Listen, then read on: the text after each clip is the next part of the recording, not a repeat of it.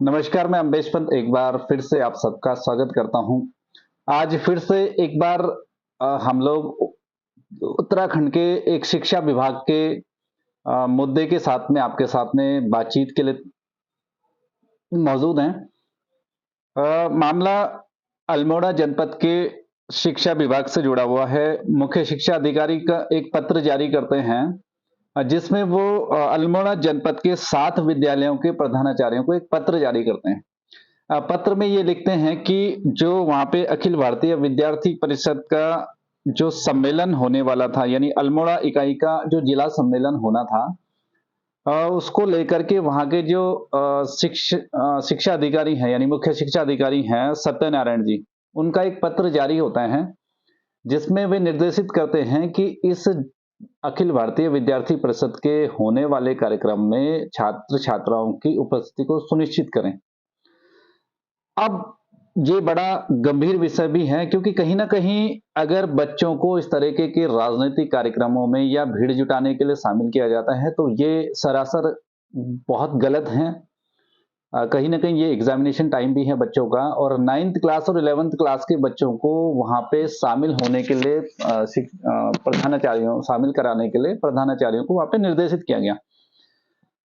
हो सकता है कि वहाँ के जो मुख्य शिक्षा अधिकारी हैं, कहीं न कहीं किसी राजनीतिक दबाव में रहे हों और एक वर्बली उनको अ, सूचित कर दिया गया हो या निर्देशित किया गया हो कि आप वहाँ पे छात्रों की उपस्थिति सुनिश्चित कराएँ। अब उनके द्वारा लिखित आदेश जारी कर दिया जाता है, तो कहीं न कहीं फँस जाते हैं वहाँ पे वहाँ के मुख्य शिक्षा अधिकारी। मैं उत्तराखंड के जो मंत्री हैं या उत्तराखंड के जो जनप्रतिनिधि हैं, मैं उनसे भी गुज़ारिश करता हूँ कि आप बच्चों का इस्तेमाल सिर्फ़ अपने राजनीतिक फ़ायदे के लिए ना करें।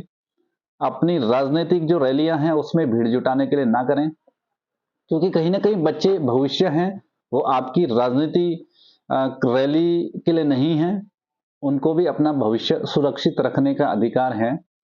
और इस तरह से अगर आप दबाव बनाते हैं किसी अधिकारी पे या किसी टीचर पे, प्रिंसिपल पे, तो वो कहीं न कहीं गलत है। इसके इतर आप एक काम कर सकते हैं कि स्कूल्स को टारगेट्स दे सकते हैं, अपने शिक्षा अधिकारी जो हैं उनको टारगेट्स दे सकते हैं कि आप 3 महीने में बच्चों को ये चीज़ों में आप एक्सपर्ट बनाएँ।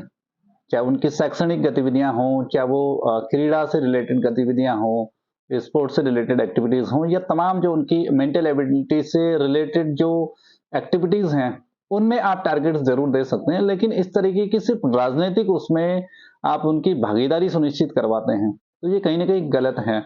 वहाँ के जो शिक्षा अधिकारी हैं, मुख्य शिक्षा अधिकारी हैं, हालाँकि अब बदले गए हैं।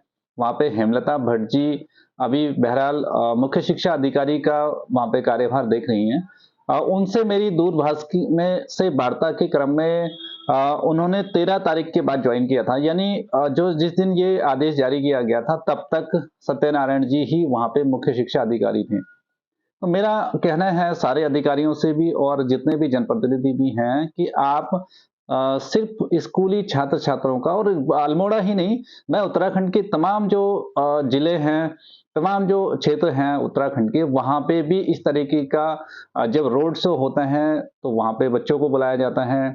पुष्प वर्षा के लिए बच्चों को बुलाया जाता है, जो कि एक सरासर गलत है, और इस पे रोक लगनी चाहिए। जनप्रतिनिधियों को भी समझना चाहिए, अधिकारियों भी को भी समझना चाहिए कि जो बच्चे हमारा फ्यूचर हैं, वो किसी भीड़ का हिस्सा नहीं बनेंगे, वो किसी रैली का हिस्सा नहीं बनाए जाने चाहिए।